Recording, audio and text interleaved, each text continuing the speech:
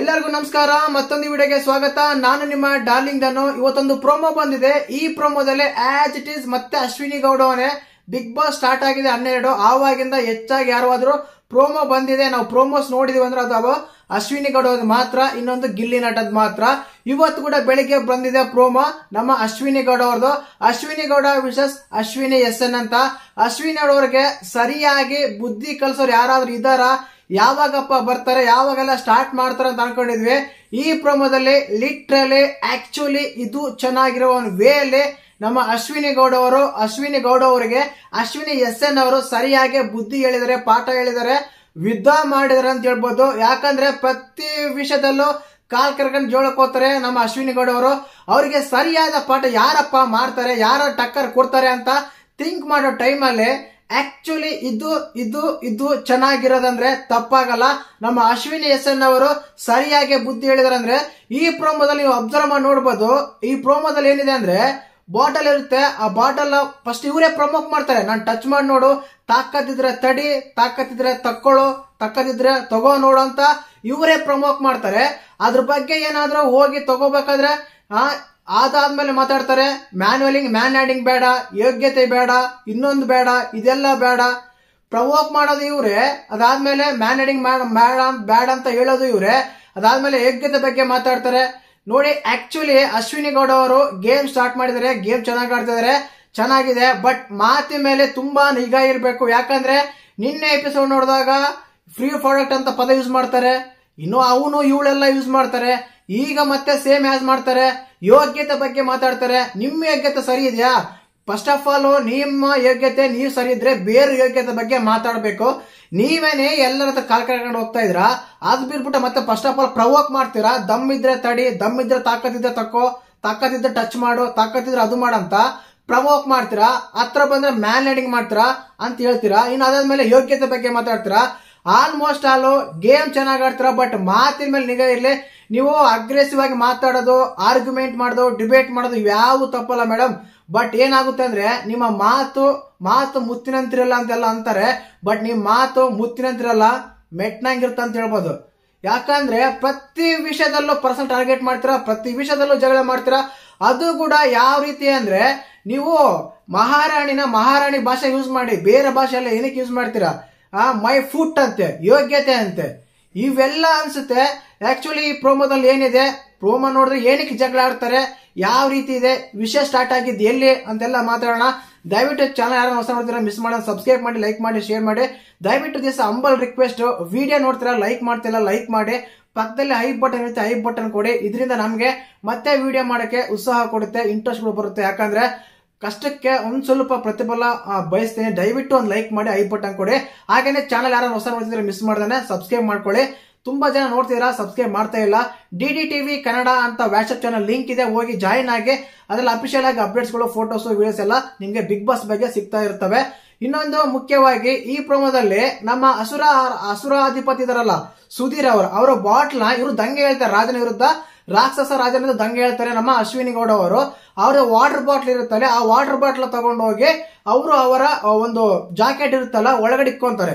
ಇಕ್ಕೊಂಡ್ಮೇಲೆ ಏನಾಗುತ್ತೆ ಅಂದ್ರೆ ನಮ್ಮ ಅಧಿಪತಿ ಇದಾರಲ್ಲ ಸುಧೀರ್ ಅವರು ಯಾರಿಗ್ ಬೇಕಾದ್ರೂ ಏನ್ ಕೆಲಸ ಬೇಕಾದ್ರೂ ಹೇಳ್ಬೋದು, ಯಾರಿಗ್ ಏನ್ ಬೇಕಾದ್ರೂ ಶಿಕ್ಷೆ ಹೇಳ್ಬೋದು, ಯಾರ ಹತ್ರ ಏನ್ ಕೆಲಸ ಬಂದ್ರೆ ಮಾಡಿಸ್ಕೋಬಹುದು. ಆ ರೀತಿ ಒಂದು ಕಾನ್ಸೆಪ್ಟ್ ಇರುತ್ತೆ.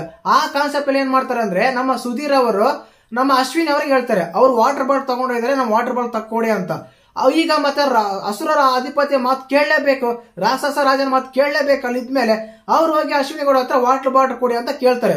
ಅವಾಗ ಇವ್ರ ಹತ್ರ ಹೋದ್ಮೇಲೆ ಕೊಡಂಗಿಲ್ಲ, ನಾನು ದಂಗೆ ಹೇಳಿದೀನಿ, ನೀವು ನಮ್ ಸಪೋರ್ಟ್ ಮಾಡ್ಬೇಕಂತ ಏನ್ ಸಮಥಿಂಗ್ ಆರ್ಗ್ಯುಮೆಂಟ್ ಮಾಡ್ಕೋಬೇಕು, ಡಿಬೇಟ್ ಮಾಡ್ಬೇಕು. ಅದ್ ಬಿಟ್ಬಿಟ್ಟು ತಾಕತ್ತಿದ್ದ ತಕ್ಕೋ, ತಾಕತ್ತಿದ್ರೆ ತಡಿ, ತಾಕತ್ತಿದ್ರೆ ನನ್ನಿಂದ ಬಾಟಲ್ ತಗೋ, ದಮ್ ಇದೆಯಾ, ತಾಕತ್ತಿದ್ಯಾ, ಇಂಥವೆಲ್ಲ ಪ್ರಮೋಕ್ ಮಾಡ್ತಾರೆ. ಇಂಥವೆಲ್ಲ ಪ್ರವೋಕ್ ಮಾಡಿದ್ಮೇಲೆ ಏನಾದ್ರು ಸ್ವಲ್ಪ ಕೈ ಹಿಡ್ಕೊಂಡು ತಗೊಳಕ್ ಹೋದ್ರೆ ಅದು ಬೇರೆ ಬಾಟ್ಲ್ ಬಾಡಿ ಒಳಗೆ ಇಟ್ಕೊಂಡಿದ್ದಾರೆ.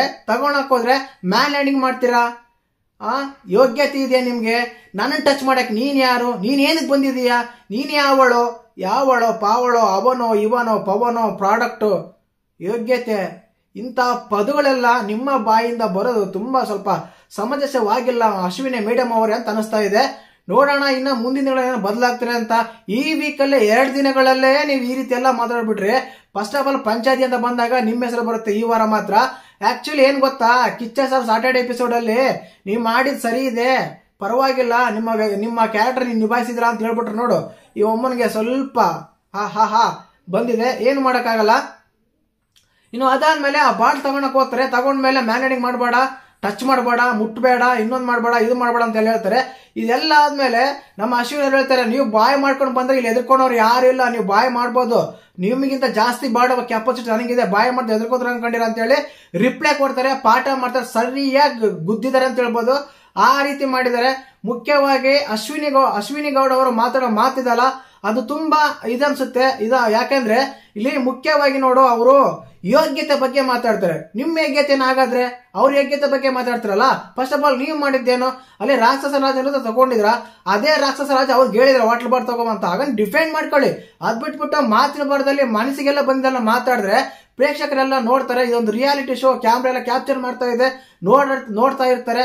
ಆಗ ಸ್ವಲ್ಪ ಗಮನದಲ್ಲಿ ಇಟ್ಕೊಂಡು ಆಟ ಆಡಿದ್ರೆ ತುಂಬಾ ಚೆನ್ನಾಗಿರುತ್ತೆ ಅನ್ಸುತ್ತೆ. ಯೋಗ್ಯತೆ ಬಗ್ಗೆ ಮಾತಾಡ್ತೀರಾ. ಅದಾದ್ಮೇಲೆ ಮೈ ಫೂಟ್ ಅಂತಾರೆ. ಇವರು ಕನ್ನಡದ ಹೋರಾಟಗಾರರು, ಭಾಷೆ ಮೇಲೆ ಪರಿಜ್ಞಾನ ಇರೋರು, ಹೋರಾಟಗಾರರು, ಕಲಾವಿದರು ಎಲ್ಲ ಅಂತ ಹೇಳ್ಕೊಂಡವ್ರು ಇವರು. ಮತ್ತೆ ಮೈ ಫೂಟ್ ಅನ್ನೋ ಪದ ಏನಕ್ಕೆ ಯೂಸ್ ಮಾಡ್ತೀರಾ ನೋಡಲ್ಲ ಪ್ರೇಕ್ಷಕರು, ಕೇಳಿಸ್ಕೊಳ್ಳಲ್ಲ, ಕಿವಿ ಇದಾವಲ್ಲ. ತುಂಬಾ ಈ ವಲ್ಗರ್ ಭಾಷೆನಾ ಅದು ಭಾಷೆನಾ ಅಂತಲ್ಲ, ಬಟ್ ಒಬ್ಬ ಕಂಟೆಸ್ಟೆಂಟ್ ಬಗ್ಗೆ ಇನ್ನೊಬ್ಬ ಕಂಟೆಸ್ಟೆಂಟ್ ಮಾತಾಡ್ಬೇಕಾದ್ರೆ ಮೈ ಮೇಲೆ ಸ್ವಲ್ಪ ಬುದ್ಧಿ ಇಟ್ಕೊಂಡು ಮಾತಾಡಿದ್ರೆ ತುಂಬಾ ಚೆನ್ನಾಗಿರುತ್ತೆ ಅನ್ಸುತ್ತೆ. ಬಟ್ ಒಂದು ಮಾತ್ರ ಸತ್ಯ, ಅಶ್ವಿನಿ ಗೌಡ ಅವರಿಗೆ ಸರಿಯಾಗಿ ಹೇಳಿದ್ದಾರೆ, ಸರಿಯಾಗಿ ಇಕ್ಕಿದ್ದಾರೆ ಅಂತ ಹೇಳ್ಬೋದು. ಇದನ್ನೇ ಕಂಟಿನ್ಯೂ ಮಾಡಿದ್ರೆ one of the contestant, top contestant ಆಗಕ್ಕೆ ಯಾವತ್ತು ಸ್ವಲ್ಪ ಸಮಯಗಳು ತಗೊಳಲ್ಲ, ಬೇಗನೆ ಆಗ್ಬೋದು. ನಮ್ಮ ಅಭಿಷೇಕ್ ಅವರಿಂದರೆ ಹಿಂದೆ ನೋಡ್ತಾರೆ. ನೀವು ಅಭಿಷೇಕ್ ಅವ್ರು ನೋಡಿ ಲಿಟ್ರಲಿ ಪ್ರತಿ ಸಲ ಮಾಡೋದು ಅದನ್ನೇ. ಅವರು ಅಂತ ಬಾಯ್ ಮಾಡ್ತಾರೆ, ಆಮೇಲೆ ಸಾರಿ ಬುಜ್ಜಿ, ಸಾರಿ ಕನ್ನ, ಸಾರಿ ಚಿನ್ನ ಅಂತೆಲ್ಲ ಆಡ್ತಾ ಇರ್ತಾರೆ.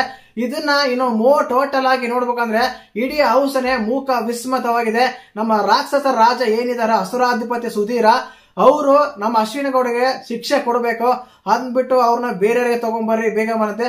ಒಬ್ರಿಗೆ ಇದು ಮಾಡ್ತಾ ಇದಾರೆ, ಟಾಸ್ಕ್ ನ ಚೆನ್ನಾಗಿ ತಗೊಂಡು ಹೋಗ್ತಾ ಇಲ್ಲ ಅಂತ ನನ್ಗೆ ಅನಿಸ್ತಾ ಇದೆ.